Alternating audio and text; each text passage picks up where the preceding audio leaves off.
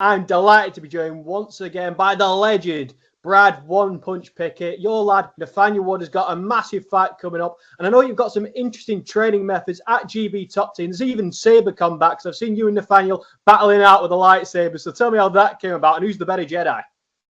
Well, I'm Yoda, and he's my apprentice, 100%. Like always. But no, that's sometimes like in training, you gotta train hard. We always train hard. I always train hard throughout my whole career.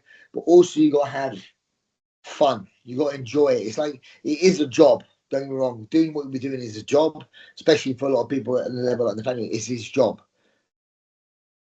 But we love our job. You got to enjoy it, so you got to have a bit of fun as well. So we have a very good bond, me and Nathaniel, and also basically me and a lot of my teammates and my students, Absolutely. You and Nathaniel have gone on an incredible journey together. And the next chapter is going to go down at UFC London. So preview this fight for us. How's Nathaniel going to get the job done? I think, like I say, Morgan Charrière is a very tough opponent, former Cage Warriors champion as well. He's had some tough fights against, Hughes and Jordan Vucenic and stuff like that. But I kind of feel Nathaniel's just better than him in everywhere as such. Morgan Charrière as a black belt in judo, he's a black belt in BJJ. Nathaniel's a black belt in BJJ. I kind of feel this fight's going to be on the feet unless Morgan tries to take him down, which I feel in his head he's going to stand up with Nathaniel until he gets hit a little bit. Then he's like, oh, shit, let me get the takedown now. So that's how I feel it's going to go. Nathaniel does have takedowns in his game. He obviously is there. He'll trip you up. He's got very good trips in his game and stuff like that. I just feel like Nathaniel beats this guy just by sheer pace of the fight, and he'll chop those legs away. Absolutely. I want to talk about the rest of the card in just a second, but just sticking with GB Top Team for a second. I know you had Khamzat Chimaev come through the door. So can you tell me what that was like? Was he sparring in the gym? How was he getting on? No, Khamzat Chimaev, he came because my gym is sponsored by Venom, so I'm a Venom sponsored gym, and he's a Venom sponsored athlete. So they knew Khamzat Chimaev was in London for a certain period of time, so they wanted to come down and get him to do some video of them in my gym, kind of modeling some of the Venom gear. Then also going around London trying to like all cool in like wherever some London backgrounds and stuff. But so yeah, he is a nice guy, very nice guy. I met him a few times in Russia anyway, at events like ACA and stuff like that. So I met him a few times. He's a very nice guy, very talented fighter. But he wasn't sparring our guys and that. He's more just doing a little bit of drilling and training and stuff like that. And now moving on to the main event of the UFC London card, we've obviously got Leon Edwards back in action. How important is it for him to get a win against Sean Brady? Because obviously coming off the loss, he needs a big performance. Yeah, I'm kind of for any loss, no matter where you are in your career, you always want to get back on track. Going back-to-back losses is going to be tough, especially with him being a former champion. He's just lost his belt, so his next fight now is going to be very important for him. To where he goes in his life, you know what I mean? Again, he's fighting a very tough, up-and-coming guy within the weight class. He should go into this fight favored, but he's a tough, young, hungry lion, But for me, like I said it before, where I felt Leon Edwards struggled against Bilal with the time difference, even though he was fighting in the UK, he fought on US time and he fought at 4 a.m. in the morning. And I've been there before and I've done that, and I know how tough that was. It sucked. So, and me, it kind of affected in his performance. He was very lackluster, kind of thing. So I kind of feel like he's going to have a bit of a point to prove in this one. He's such a talented fighter in all areas.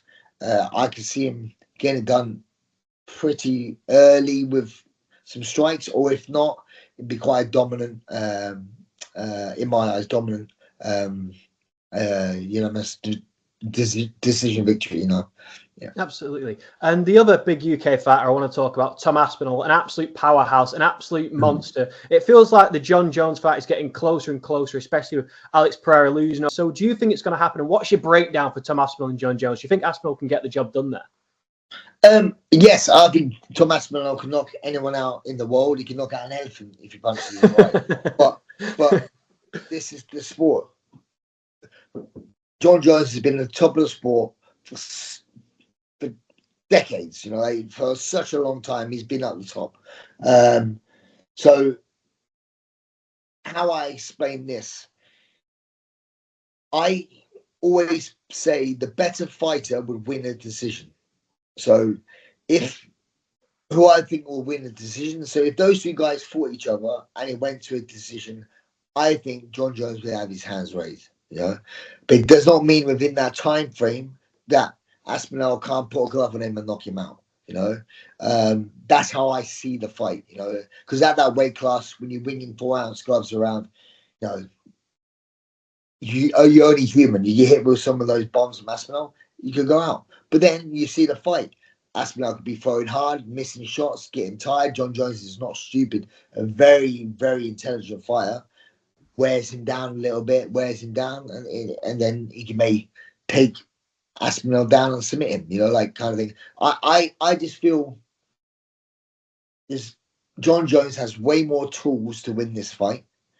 But the one tool that Aspinall has is devastating. But he has to land it, you know. He has very dynamite in his hands. Don't get me wrong, he could potentially even take Jon Jones down. But I feel that would bode against him because he'll get more tired in the wrestling aspects. And I think Jon Jones later on would perform very well against Aspinall if Aspinall gets too tired.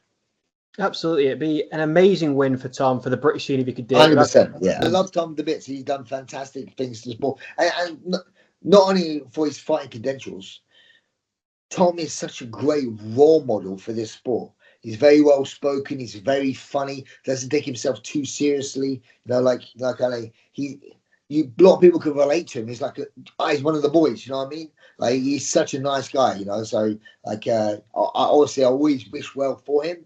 I just feel Jon Jones is a tough ask, you know. But if anyone could do it, it's obviously him. He's definitely next in line. I think he's been next in line for the longest period of time. I'm surprised this fight has not happened. You know, especially how polite Aspinall's been asking for it for a long time. You know, yeah. But for me, him just to get this fight has been a win. You know, how long it's been going on not getting this fight. For him, this still even to this day, it's not signed. Talks about it going on international fight world. There's talks about nothing's signed, nothing's there, you know. Jon Jones always loves to get people guessing, you know, always, you know. But you're right, with Alex Pereira getting beaten, it definitely kind of puts a little smudge on that one, you know. Absolutely. I mean, if he could beat a legend, it would be amazing. You know all about that, having beaten Demetrious Johnson. An incredible win for you, an incredible win for British mixed martial arts as a whole. What would you say was the key factor in you beating Demetrious Johnson? My English wrestling. You know? Me, it's like, because he was super quick. I just had very good timing. You know, like the old cliche, timing beats speed, accuracy beats power. And it's couldn't show it even more. No matter how quick someone is, if I time them correctly, I get my takedown. When you're both on the floor, they're not quick, are they? You know, they're on the floor. So like that's how you control someone who's fast. You put them on the floor. But he was actually quick on the floor because he managed to get back up. You know, so I did take him down multiple times, but yeah, that was a fun fight. You know, you could tell back then how talented this kid was going to be. You know. Brad, thank you so much for giving me some time. I really appreciate it. But before I let you go, is there anything else you'd like to add? No, all good. So obviously, everyone come down and watch the UK UFC card. Support the boys. Support my two guys. I have two guys on that card: Lonnie Kavanagh and Nathaniel Woods. And if you're in London, come and visit my gym, which is in South London, Morden, Great Britain Top Team. You'd be more than welcome.